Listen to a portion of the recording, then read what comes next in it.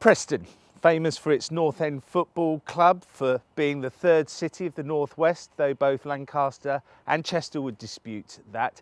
Famous also, of course, for being the surname of the Deputy Prime Minister. Oh no, that's John Prescott.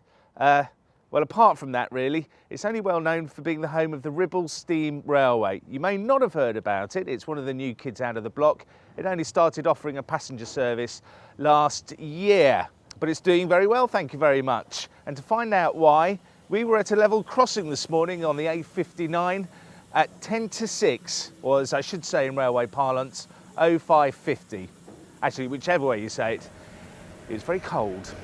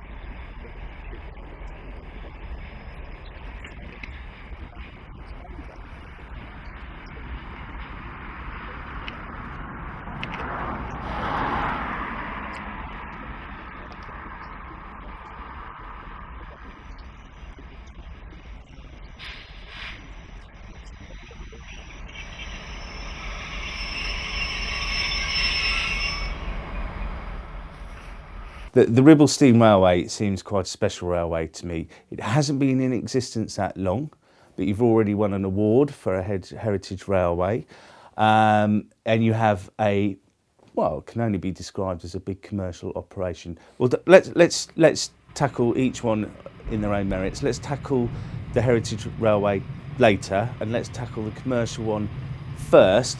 How did it happen? Did you arrive here and win the contract immediately? We knew from the investigations we made when we decided to move to Preston that there had been commercial traffic handled on the Dock Railway, but this had ceased some years previously. We had not envisaged that there would be an opportunity for bringing it back.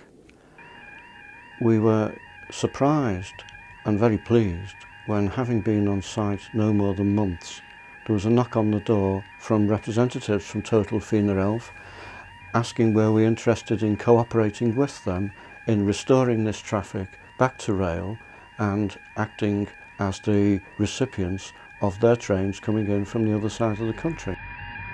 There were two major considerations.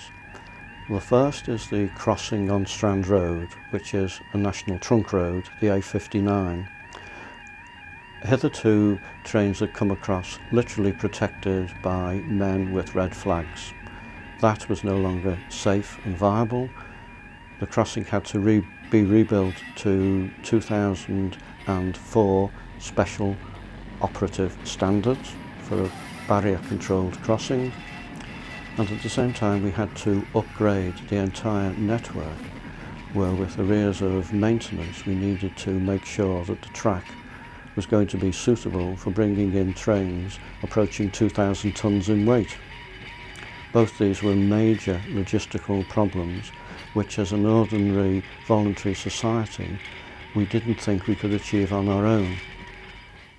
In discussions with Total, we were able to factor into the equation that we would need to employ permanent staff to handle the trains, that we would need to equip ourselves to handle the trains, and we would need to re-equip the railway to handle and protect their investment of the incoming bitumen and the tankers which were theirs.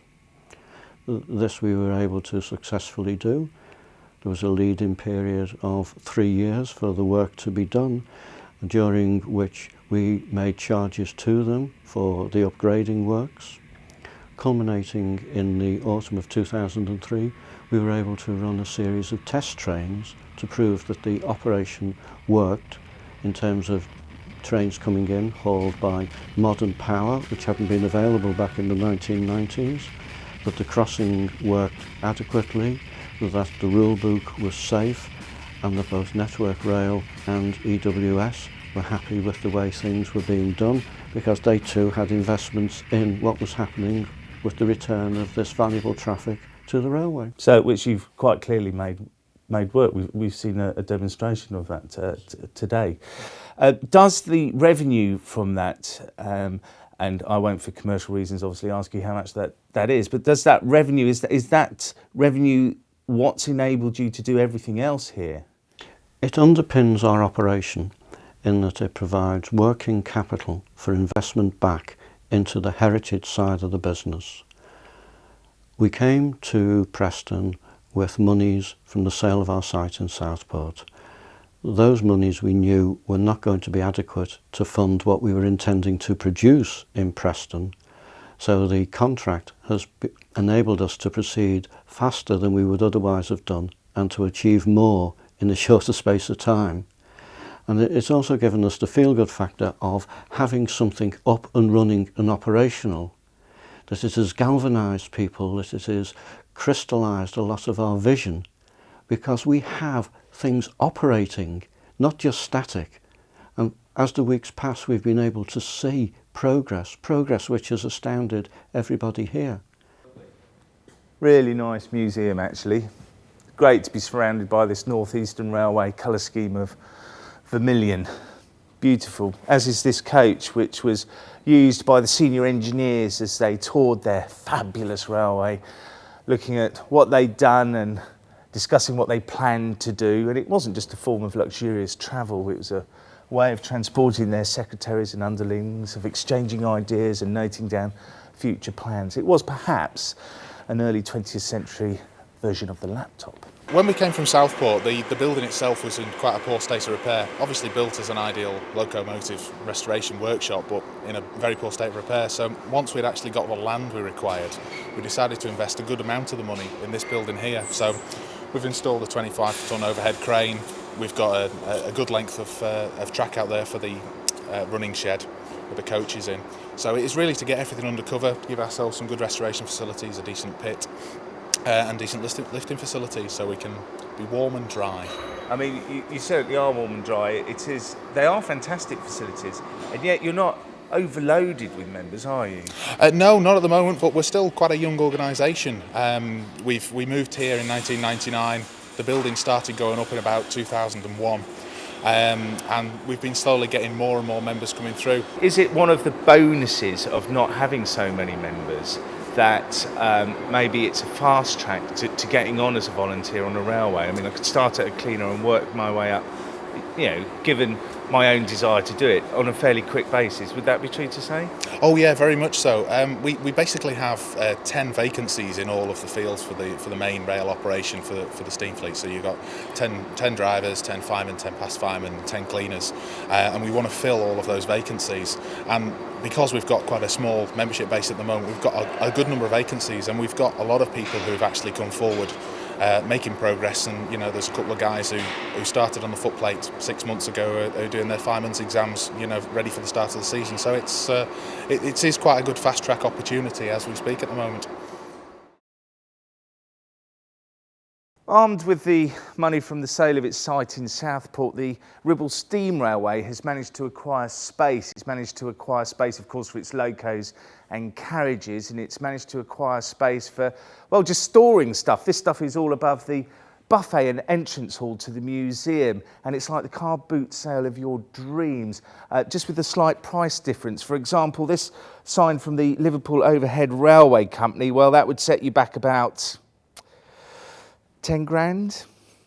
And this is quite nice as well. This is the old blackboard from the engine shed in Birkenhead. It looks to me damaged beyond repair, but I'm assured by the museum here that it will be fully restored by the end of the year. From a driver's point of view, what is it like on this railway? It's not a particularly challenging railway. We haven't got any significant gradients. There's a number of different speed restrictions. We've got speed restrictions onto the bridge, we've got speed restrictions around curves, so you never really get a chance to get fully going, but as the railway gets longer, it's obviously going to be much more enjoyable. It's a good challenge when we have our shorter timetable, when we've got the 45 minutes with one loco on. It's entertaining for the crews. So yeah, it's a good experience. It's a good learning curve to maintain a loco when it's having to make regular stops. You know, if you're going along and you're using a lot of steam, it's less difficult than it is when you've got to make sure you're not blowing off for 20 minutes waiting at the station for the next train to go.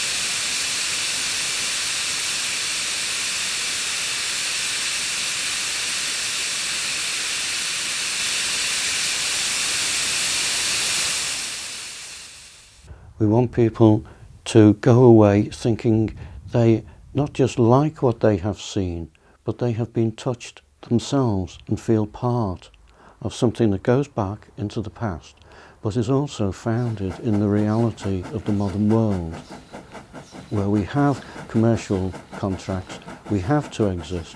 The overheads on running an operation of this size are not cheap, but we are doing our thing, we are paying our way, and we are providing opportunities for people in leisure, in education, in what people want to do in their own way within the facilities that we can offer.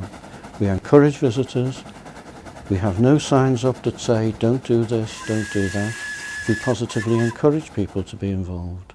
We want to be open-minded and open-hearted. And so far as we can, we will do so.